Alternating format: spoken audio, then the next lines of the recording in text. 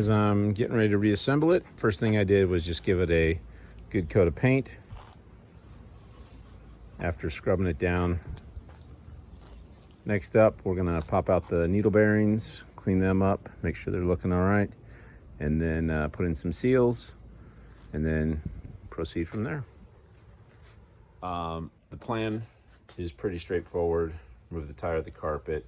I'm going to suck all the fuel that I can out of the gas tank and then just set it over there somewhere. Jack it up. There's a rail right about here behind the firewall area that you can get the car up on jack stands there, because obviously you can't jack it up or keep it up on the front beam. I'm then going to very carefully detach and remove the front beam. I will pull the front tires off. I haven't decided yet whether I'm going to pull the control arms off here before I remove the beam or after. We'll see. Depends on access and comfort. I do not want to remove the fenders, just it's more hassle than it's worth. So we'll see how this goes. So up in there, I have removed the bolts, all four, and I've removed the two from up top. The jack is in place to hold it, and then I've got this set up, which is not designed to keep it from falling as much as it's designed to help me lower it under a little bit of control. I can always let out a little bit of slack here. It's basically around the top of the beam on both sides. I hope to be able to pull the thing down and forward a little bit and just kind of follow the angle of this sheet metal and get it out of there. So this is just an extra in case the jack slips, because I've seen that on a little bit of my research, that the jack can slip out because you are trying to balance a vertical front axle beam with a rounded bottom on a flat plate of a jack, and that doesn't exactly work. So let me put you guys up on the stand and we'll see how this goes. Well, that was challenging. I tried to use the engine stand because I don't have like wheel dollies. Didn't work, so I put it on the plywood here. Sorry for not filming, I just got stuck into it.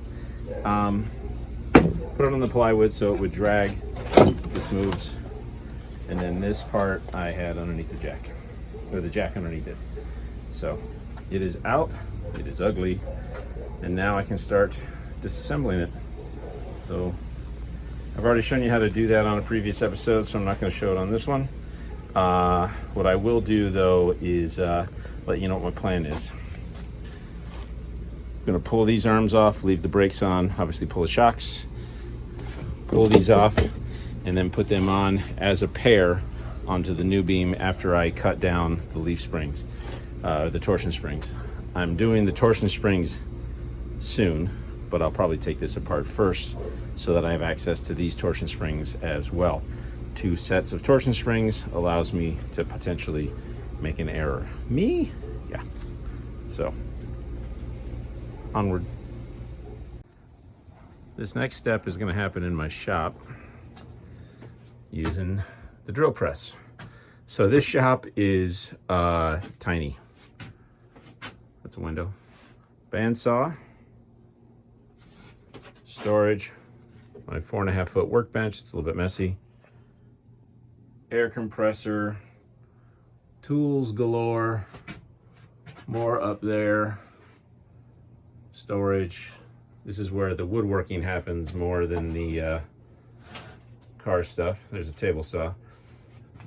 These doors can swing out, and then I can use most of these tools. So, drill press. Good quality one, bought it a long time ago because I was a woodworker first. Nice heavy vise that I can clamp it in. And here is the specimen. Now remember, I've got 2 sets of these, 2 sets of 2.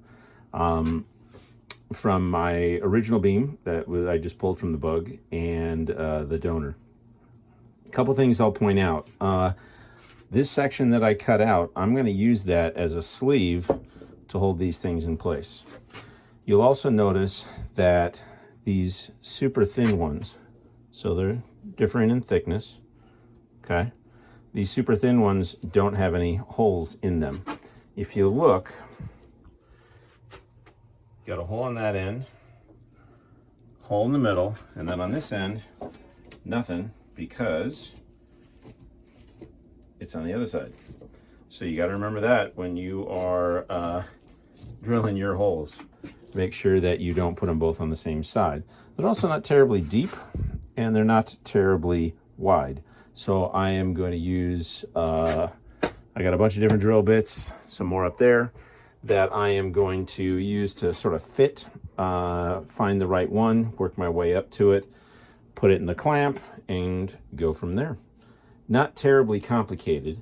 It's also right near the end. So all I got to do is measure 2 inches in. That looks like maybe another 1/8 plus, maybe 3 mil, and then go in from there, find the center, drill the hole. Center one stays the same. Do the same on this end. All should be good. Not terribly complicated. So hopefully I don't screw it up. But again, if I do, I've got extras. So here's my idea for the setup. Got that nice and even. And then I have this. It was a snug fit. That's holding those things in place. A little bit of blue tape, a little bit of blue tape. Interesting to note, even and flush, nice and flat, all blades down there. On this end, a little longer, a little shorter in the middle. So these are not exactly perfect. So you'll have to do your best to get them pretty close. I imagine cost effectiveness for such a little bug, you know, cost cutting. Did a little bit of research earlier, and I remember reading that hole is basically a 90. Okay, so if you look, here's a rather typical bit, pretty flat angle there, not taking too much of a cut. This one, thanks to that, has a much sharper cut. You see there, closer to that 90. That's going to be what I'm going to use. It also sharpened up the edge, so it should be good to go. And this is a 7/16 inch bit, and if you look, that's a pretty good fit. So we're going with that. Nothing left to it but to do it. I have it set up on those blocks so it's level, sitting dead flat in here. It is measuring for a section where I'm going to cut it off because I want to do a test hole. I've got my depth stop set. I put the bit down into that, basically bottoming it out. And then the way my drill press works, you adjust the RPMs through belt adjustment up in here. So I am set for 590 RPMs. Steel for this one, if it's a 7/16 inch bit like this, is about 600. So I'm right where I need to be. So let me put you guys up in the tripod and give this thing a test whirl.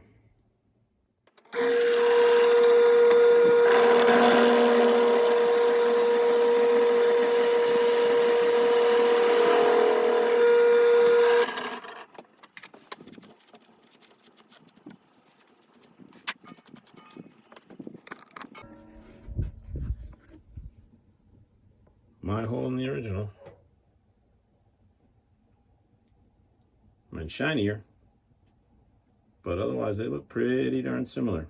I'm going to call that a pleasant win. So now I'm going to measure 2 inches from there in, center to center, put it in. When I'm done, cut it off. Okay, so I've done my test.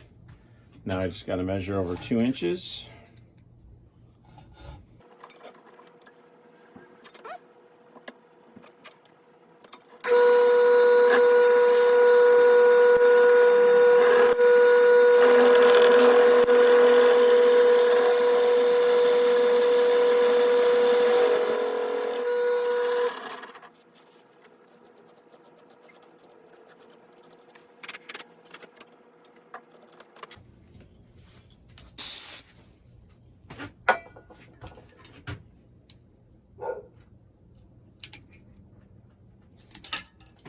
Boom. 2 inches center to center. All good. Time to do the outside. All right. So got it in the vise, and I've got the tape. The hole's right here. The tape is, it's about 1/8 of an inch or so above. So that should get me where I need it to be. When I cut these pieces off, I got a bunch of slightly too small discs that I'm going to go through and just leaf it. Go from there. Ear protection, face shield, all good.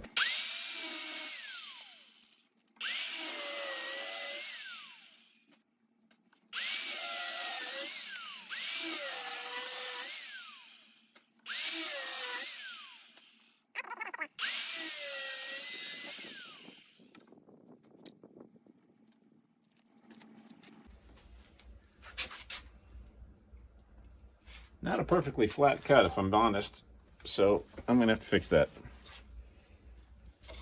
I'll use this. Go from there.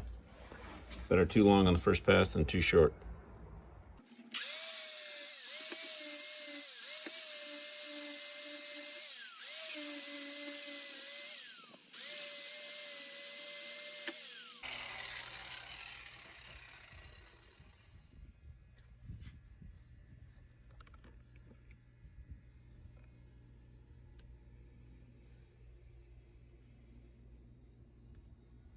That'll work. 3 more. Okay.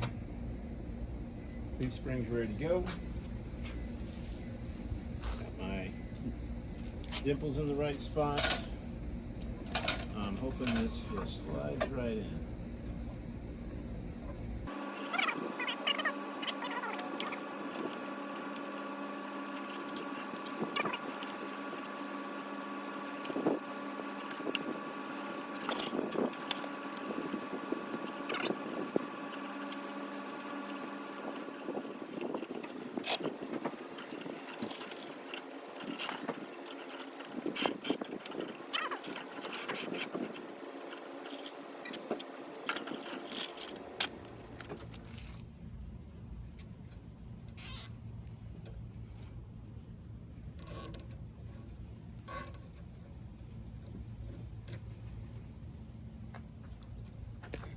Okay.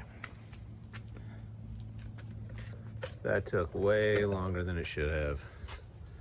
I just was driving the struggle bus today. But so I'm going to try to put these on with it up on this table here rather than after I load it in. I was thinking initially I was going to mount this inside there, and I may still choose to do that. However, right now I'm not going to. The reason I think it'll be easier is being able to see that stuff, its orientation, and do all that lineup, juggling is going to happen better here. The other thing I did is I shot a flashlight down here, and I've marked on the arm, that little white dot, where the skinny tab is, because it's wider on this side than that side. So I'm hoping that that makes it easier for me to sort of ballpark this installation. I think it's also going to be easier to know that this hole is lining up with the cuts or the drill holes that I put in for the grub screw. So here's hoping.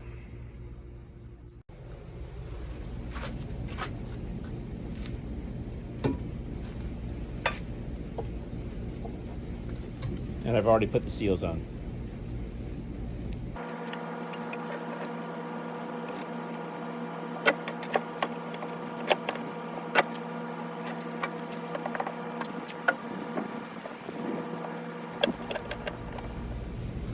I added a white dot here on the beam to line up where that mark is.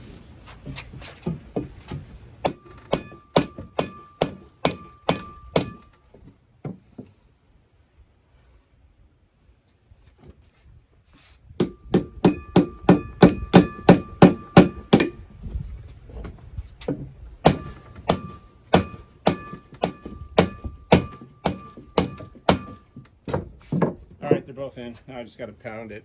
So I'm not going to film that in case I drop something.